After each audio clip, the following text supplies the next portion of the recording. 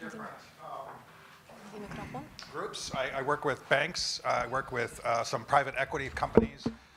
I work with regulators, and I work with clients who are hedge funds and various other funds around the world in London and Paris, Hong Kong, Singapore, Beijing, New York, San Francisco. And I also teach. I teach at the University of Science and Technology, and I think there's so much going on right now. I think that there is more change going on now than we have seen since the Renaissance. The society and culture and technology is changing more now than it has changed since the 1470s. The balance sheet is being reinvented. All technology is being reinvented. Many of the programs of that period of time that were the guilds fell apart. Who was the biggest guild at the time? Masons, the bricklayers. That was the high-tech business. Gone, right? And that's what's happening to corporations today and universities and nation states. I want to tell you that I think that blockchain is going to reinvent the nation state, and it's going to reinvent the university, and it's going to reinvent corporations. And this is the way that I see it.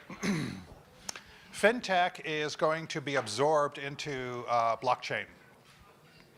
And the rest of all the businesses that we look at are going to be absorbed into blockchain. And I think that a lot of the people who are trained as MBAs, CFAs, actuaries, all this is going to become useless knowledge. Just in the same way that the largest guild in Europe were the Masons. They were making cathedrals, right? And so the change here is profound, and I really can't emphasize enough. There's a great book I just finished reading. It's called The Blockchain Revolution.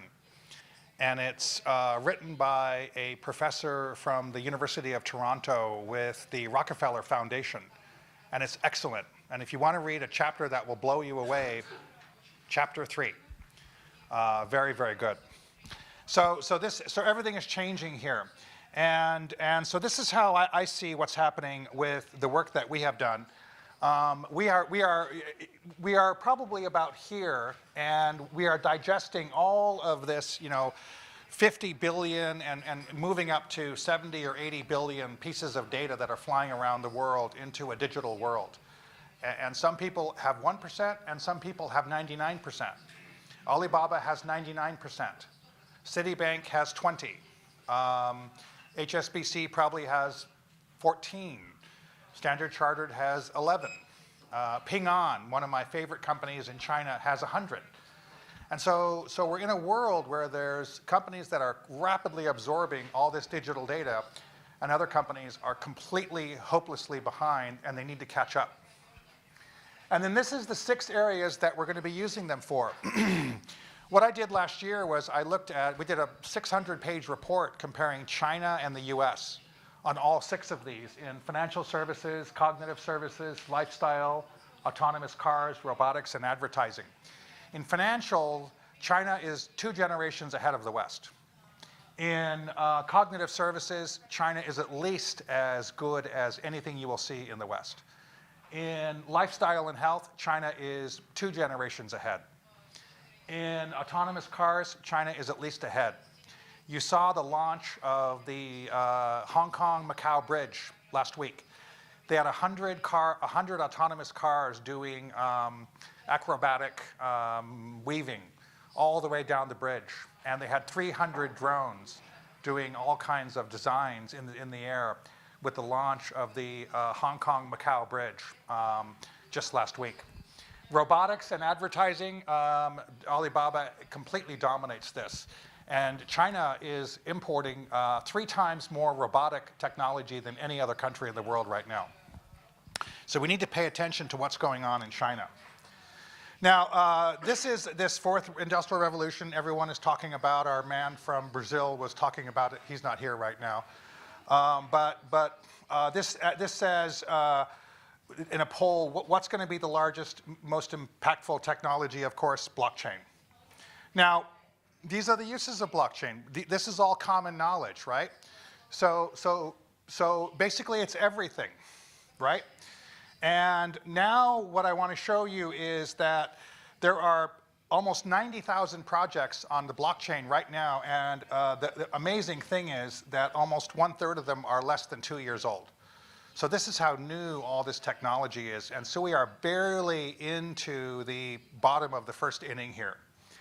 And 92% of them will fail, right? This is the great thing about what's happening is there's going to be an extremely high failure rate. So you better be prepared in terms of what you want, what product you want to have, incredible focus on, will this be a better product? Now, this is the locations of where the blockchain revolution is happening. Of course, number 1 is San Francisco. Look at number 2, China. China is the second largest location in the world for all of this after San Fran. And then the UK is doing, we were talking about this at lunch, the UK is doing incredible stuff. Boris Johnson started a great movement in London to support all this new technology because they knew the banking system was falling apart. Because RBS has collapsed and Lloyd's has collapsed and HSBC and Standard Chartered are disaster areas. And so London knew they had to replace the banking system. That they could no longer rely on the banking system. New York, Canada doing amazing stuff. A lot of government funding in Canada. And then Austin, Texas, and then a little bit of the other countries. Now, here's some case studies I want to show you of what's happening with some of these guys. Because as you mentioned in your presentation, there's a few of the banks are waking up. I'll give you an example of some of the banks who are waking up. And so some of the examples here would be Santander, to a large extent, is doing some great stuff. Emirates, ABN AMRO, Rabobank. Mizuho is doing some of the most interesting stuff in Asia. Japan is dominating the Bitcoin market now after China shut it down. And so watch Mizuho and watch Fujitsu. Fujitsu is doing some very interesting things in terms of the Bitcoin technology. And then China Construction Bank. I used to work here. I was in charge of their outbound investments several years ago. And China Construction Bank is the most innovative bank in China. And then this is really important. Pay attention. Project Batavia. Right now it's Switzerland, Canada, Spain, and Germany. They are going to create a new way to use the blockchain for taking the balance sheet away from the bank. And this is what you guys can do here, right? The blockchain is going to be used to take the balance sheet away from the bank. Because with blockchain, two parties will be able to do a lot of the activity that was reserved for banks in trade finance, in inventory management, in settlement of trade, right? This is going to be moved into blockchain. And this is really important because this is going to take away the major foundation of what banks do, which is the balance sheet. And this is going to cause banks to lose that cartel. This is really important. It's going to change the nature of banking within 3 to 5 years. Now, what if I told you there was a country? How long would it take a country to do all personal ID info in one ID, a decentralized platform to record and view data, have an e-resident registration for every single person in the country, an e-registration for every single corporation in the country, paramedic access to all medical records in the country, online voting for every citizen in the country, cybersecurity training for everybody, blockchain behind the entire system, and a connected smart device network to remove the possibility of manipulating an autonomous car. How long will this take to have this be in one country? Well, in the UK, we spent 2 years thinking about the first one. Right. How long do you think it will take? Probably already there if you take different countries. That's not, okay. How long will it take? Half year. Okay. Estonia is already doing every one of these, so you're right. Estonia is already doing every bit of this. And so St. Petersburg needs to become a leader in this. The government needs to participate in this in order for, the way that you become a financial center in the new world is by being a smart city. There's no other way around this. Shenzhen, I think, and Singapore will be the first smart cities in the world. That's my bet. San Francisco is terribly behind, as it turns out, right? LA, terribly behind. So these are ways to do this. The consortiums in Japan are doing amazing stuff in terms of blockchain and blockchain banking. Again, this is something the Russian system needs to do. What is the point of this? What is the main thing? I was thinking about this at lunch. What is blockchain trying to achieve? The people behind blockchain are sick and tired of SWIFT. They're done. They're finished with New York telling us who their new best friend is. They're done. They're finished. The rest of the world is saying, to hell with you. We don't want SWIFT. We want something else. We don't want the control of the banks. We don't trust you. You nearly brought down the world. And you keep on changing your friends. We're done. And one of the countries which is now locked out of the SWIFT system is Russia. And Russia is seeking an alternative. And I assure you, many other countries are seeking alternatives to SWIFT. This is what is going on. This is a real revolution, man. This is a real revolution saying we're finished with New York and Washington running the show. We're done. And this is what Japan is doing, for instance, right? Japan is going to be the first country in the world to issue its own central bank coin, J-coin. And they're going to do it in alliance with the Olympics, the 2020 Olympics. And so this is really important. Mizuho, like I said, is probably the most active bank in the world with the cooperation of the central bank in doing this globally. Russia needs a Russia coin. Go ahead and do it. It's going to happen, so make it, right? Fujitsu, like I said, is the one country which is partnering increasingly. By the way, I think what's happening, the telecom companies are waking up faster than the banks. And so what's happening here is your telecom companies are more agile now than the banks are in terms of the new companies coming along to cooperate with startups. So you know what? I work with so many banks, forget it. Go to the telecom companies. This is even happening in China, where the banks are now cooperating with, like Unicom is waking up, right?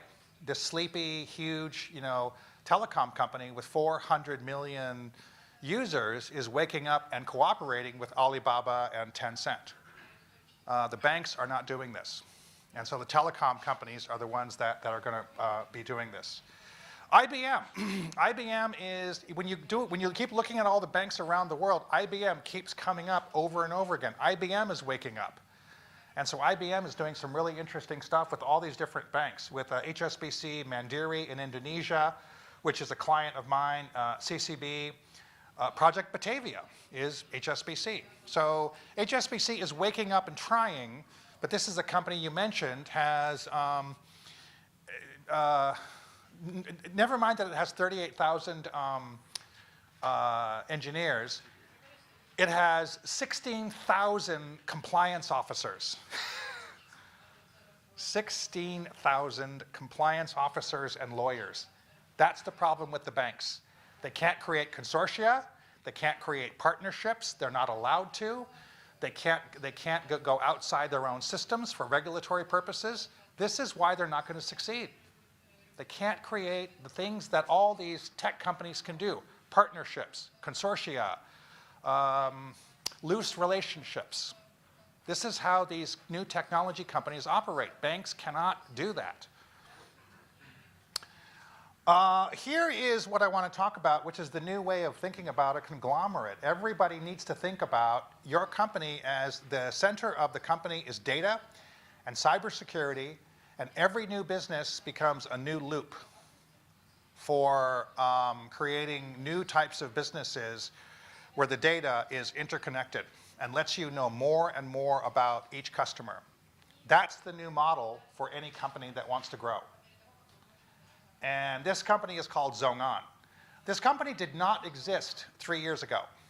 This company, 2 months ago, had a $10 billion IPO in Hong Kong. This is the largest insurance company in the world that nobody has ever heard of, including the vice chairman of a major insurance company that I met with in the East Coast in December, 2 weeks after the IPO. One of the largest insurance company, the CTO, the CMO, and the vice chairman had never heard of this company, which just had a $10 billion IPO.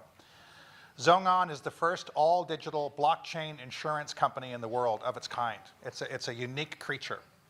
And so this is critically important to understand. Something like ZhongAn can create a top-to-bottom, front-to-back blockchain solution for insurance that a lot of people said was impossible.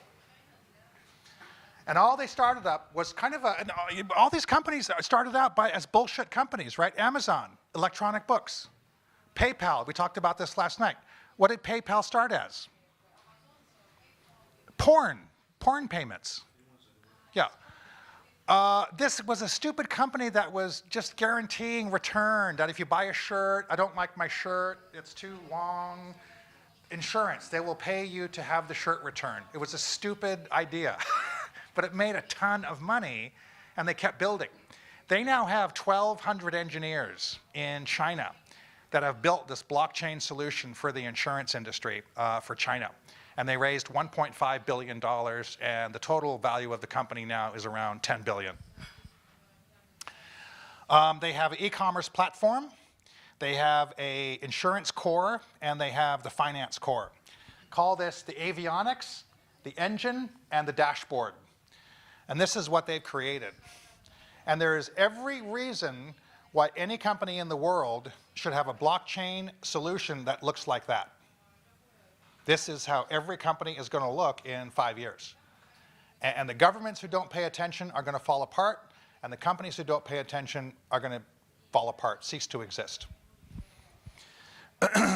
This is another way to think about it. Security, storage, KYC, digitization, e-contracts. And they have done a complete blockchain-based signing system. Think of how big all your paperwork for your insurance is. Think of how big your paperwork for the mortgage is. It's stupid, it's ridiculous. All this is going to go away. And the companies who can't focus and get this are going to go away. That's the deal. And that's why this is the biggest thing since the Renaissance. And then we have this thing, which is so fascinating. This allows ZhongAn to that's my lawyer. Tell him I'm not in Russia. No, where am I? Yeah. I'm in Dubai.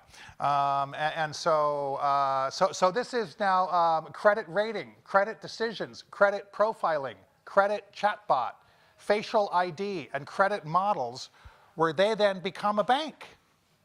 They can make credit decisions. They can make decisions on your credit worthiness. They can make decisions on allocating credit. This is where a lot of this becomes so fascinating. Indonesia, 2 guys from Harvard. They were roommates. They're 30 years old. They started a motorcycle delivery company. Where's our transportation guy from lunch? Oh, back there. Okay. And they turned themselves into a bank because they got everybody's information. And you have to, anybody using the motorcycle company now has a bank account. So this company called Gojek is now in one of the top 10 banks in the country with 15 million customers, and it's worth $1 billion, and it did not exist 3 years ago. A company called Patao in Bangladesh is trying to solve a traffic problem. Bangladesh, Dhaka, has the worst traffic in the world. They solved it by creating a motorcycle company for delivering people, food, and packages. And they turned themselves into a bank. It's going to be $1 billion company. So this is what's happening. People are turning themselves into a bank from weird, off-the-wall things. And this had better scare the hell out of banks. Or the banks need to buy these things. Something, right? Something has to happen. Now, here's what really bothers me about the banks. What really bothers me, and I've been covering banks for 15 years. I was the banks analyst for Lehman Brothers and Nomura, and for many, I've been looking at banks for 17 years. The problem with the banks is this. Look at the market cap of these guys right? Google, Apple, Microsoft, Amazon, Facebook, Alibaba, Tencent, Ping An. And look at the market cap of the banks, right? These guys have 7 times more market cap to do stock deals than the banks.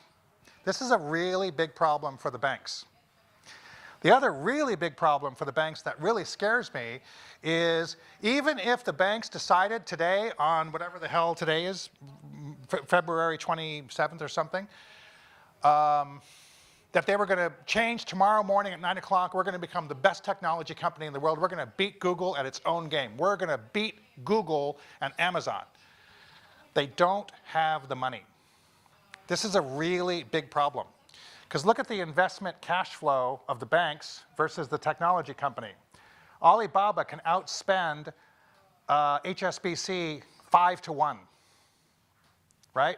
So the average amount of money you can spend over here is 4 billion.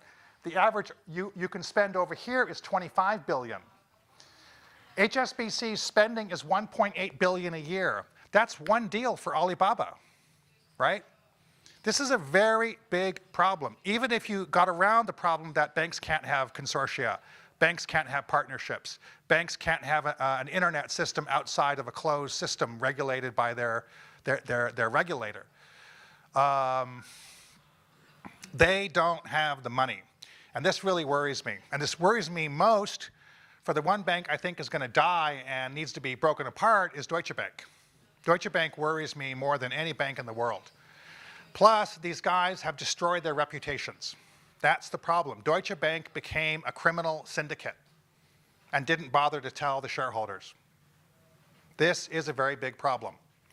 And so I think that we need to think about, as a lot of outsiders in the room, I suspect, are people who are looking, from the outside in, that this becomes an easy way to attack a lot of these businesses. And this is exactly what blockchain is all about. I think blockchain is the result of many people in the world who are tired of the system. I was reading this book on the plane last night, and it talked about all the different types of areas in finance, which is insurance, clearing, banking, asset management, investment banking, retail banking. And I was so sorry, there's about 14 different ones, commodities and so forth, right? And I went by each of these, central banks, and I went by each of these. Every single one of these is a lockup cartel. Blockchain and Bitcoin is all about saying we are sick and tired of cartels that are corrupt and only work for the managers, ripping us off. This is how I see the world. This is the solution people are searching for, is a solution to out-of-control cartels who are not acting in the public interest at all. And they're not even ashamed of it. That's the amazing thing, right? Deutsche Bank gets fined every 10 minutes, right? HSBC was getting fined every 10 minutes. This is a world that is trying to get around this, and this is going to happen. I have no doubt in my mind. And so the conclusion I want to draw is basically that Bitcoin is going to change, blockchain is going to change everything. It's going to change the university system, government, education, banking, and all of our professions. The CFA, the MBA, all the actuarial skills, useless. So the less knowledge you have, the more powerful you become. This is very scary. This is why the world is very wobbly right now. This is like the Renaissance in the 1470s. Michelangelo was a peasant boy who was illegitimate. He was an illegitimate peasant boy. He learned all these different skills. And so we have to learn a whole lot of new different skills with all the new technologies there are. And the people who are entrenched are increasingly at a loss. Governments, banks, insurance, universities are increasingly at a loss. And so this is the best time ever for entrepreneurs in many, many, many generations.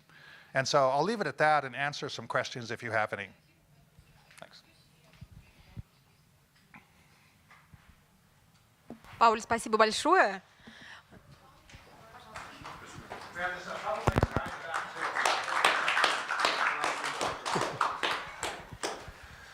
I'm, I will speak in English. I'm really impressed by your speech and by the emotions, really. And my personal question, I know about Chinese insurance company, Zhonggan, and I was really surprised that we are using blockchain. And if you know how really we are using it and where it is implemented, the blockchain in the insurance company, in this one, Zhonggan.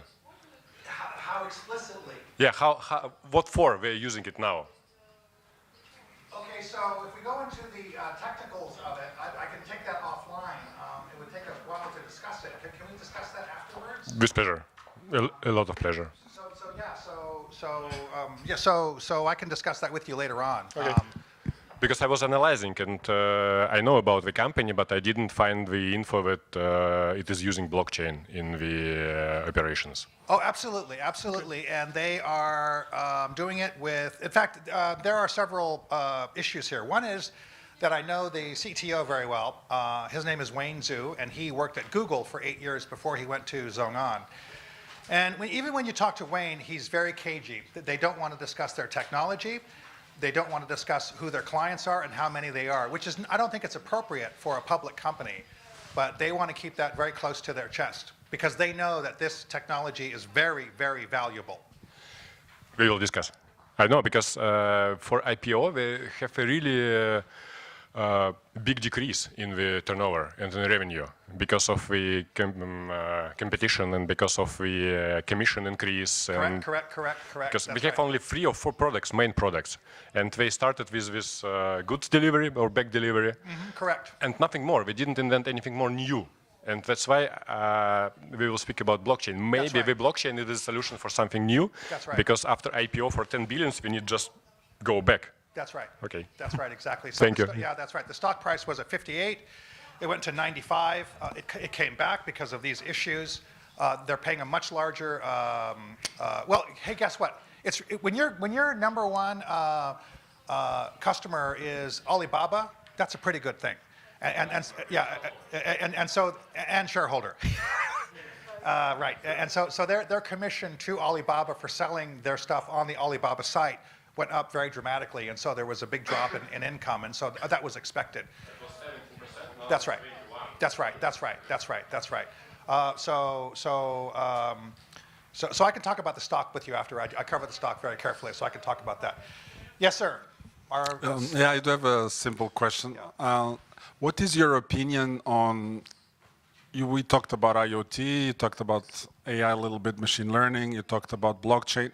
What about the compounding effect of using these technologies together, which I think is even more interesting, not just using them by themselves, but starting to combine them into, get extra, maybe exponential traction. That's right.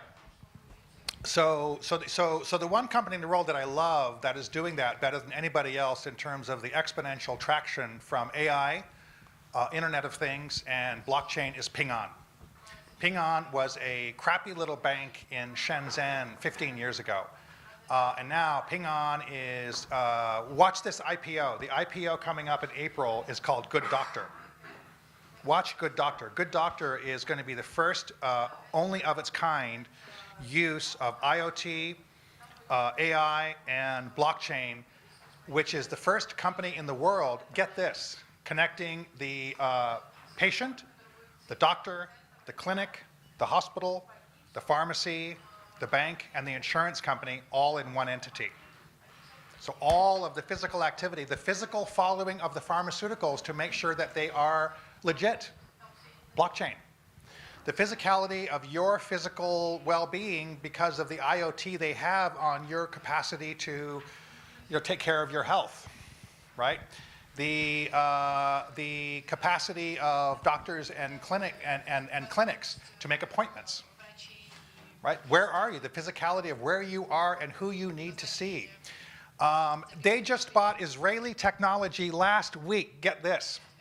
You guys, this is fascinating. They just bought new technology last week. They bought it from Tel Aviv. And this is a do-it-yourself kit for a mother to do a video feed to the doctor of stethoscope, throat, and ear video feed to the doctor. You don't even need to go to the doctor's office. You're going to be able to feed the throat, picture of your child's throat, the ear, and lungs, and heart to the doctor for a prescription for a flu. That's power, man. That's powerful. So watch for the Good Doctor IPO. That is going to be one of the most coveted IPOs of the year. And it's going to be like a $1 billion. I don't have any, Ping On is not a client. I don't own any Ping On stock. But I think it's going to be really interesting. Again, it's not a client. I don't own the stock. I'm not allowed to. But I think it's going to be a fascinating company. So that's my perfect example is Good Doctor. And there's 3 more behind that one that are so fascinating, 3 more IPOs. Ping On is more advanced in integrating these 3 areas than any company in the world now. And a lot of the insurance companies aren't even aware of this. Why, every time this happens, this is one of the things that's so striking. Every time that this stuff comes up and we talk about it, it's like, why did this take so long? Why did it take so long to get a $99 kit for a mother to take a photograph of her child's throat, the ear, and transfer a heartbeat and a thermometer? Why did this take so long? What? Yeah. Yeah. Yeah. So there you go. So, my dear, am I time's Пауль, up? спасибо большое. Да, у меня такой еще один вопрос. Все мы говорим прекрасно, блокчейн — это действительно технология, которая изменит весь мир, но вот мы с вами даже переписывались ранее. Могли бы вы несколько слов сказать о проблемах, которые могут возникнуть все же в связи с тем, что все перейдут на блокчейн? Oh, I know. And your presentation this morning scared the hell out of me. So I wanted to run to the airport after your presentation. Have you guys ever seen the picture? There's a great picture in India. These kids, there's a gasoline truck going down the street, and the kids run behind it, and they put the pail there, and they turn on the gas, and they steal the gasoline while the truck is going. This is what people are doing with trying to get energy off of people or stealing information. Of course, the number one problem here is the surrender of information. And people in the West, you don't get in Asia, right? When I was in Asia in 1998 during the Asian crisis, when the banks screwed everybody, especially the foreign banks, just pulled all their money and all these countries in Asia fell apart, and Russia fell apart, right? Russia defaulted, and the ruble went from 5 to 25. The Thai baht went from 25 to 50. The Indonesian rupiah went from 2,000 to 25,000. Every family in Indonesia had to pull their children out of foreign schools because they couldn't afford it. If you were a banker in 1998 in Hong Kong, they would spit on you. Asia skipped that GFC. Asia had its GFC in 1998. So in Asia, they didn't experience what you guys experienced in the West of this collapse of the system. Asia was fine. They don't have the mistrust on information that exists in Europe and the US that we talked about at dinner last night. And so because of this, in Asia, there is really no problem surrendering information. They don't have a problem with, talk to a 25-year-old. I teach to 25 to 35 MBA students. They don't have a problem surrendering information. They're not bothered by it because they think they're going to get a good deal. They think they're going to get something back. In fact, in China, if you have a good credit rating from Alibaba called Zima, your Zima score, it looks like a gas tank and it changes by the minute. That will get you visa-free in a lot of the world because the visa process of getting a visa in China to travel is very difficult. If you have a high credit score, discounts on rented cars, discounts on hotels, visa-free access to many countries in Asia, you get something back. And people do not have a problem with that in Asia. There's a really big problem with it in the West because there's a collapse of trust. And so far, we have not had any huge breaches in China so far as we have had with many companies in the West. But I fear for abuse of private information, of course, is my number one problem. Go ahead. I'm actually glad you mentioned that because I travel to China every 3 or 4 months. And one interesting aspect about China is when you, for example, check into the hotel and they take all your information, that information is being resold almost immediately. There is an ecosystem to monetize your stay beyond Google. So what's your point on that? Is that good, bad? You don't care? What? Yeah, I'm not sure. I mean, even you're the product, kind of. I know, right? Well, yeah, that's what I tell all my friends. Your parents spent, all of the people in this room, your parents spent anywhere between $500,000 and $2 million making you who you are right now. And we are all giving our information away for free. This is what's crazy about the world. Our parents spent a fortune raising us, and we give away our information all day long. And so I don't know where I'm going with that, except to say we're all fools for not forcing, right, a sale of very valuable information about my health, my credit score, my whereabouts, my location, who's using my phone, is my phone next to me at night when I'm sleeping, all this information that's so valuable. I don't know where we're going with all of this. There is actually a browser called Brave, and Brave is trying to actually do that. I mean, it's in the early days still, but they're trying to monetize the information. Brave is trying to monetize your information using blockchain so that you get a percentage of the revenues associated with what you're being sold out of. Yeah, baby, sell yourself. Okay, well, thank you so much, guys. I really enjoyed being here. This is great. I love St. Petersburg. Спасибо, Пауль. Потрясающе, просто потрясающе. Спасибо.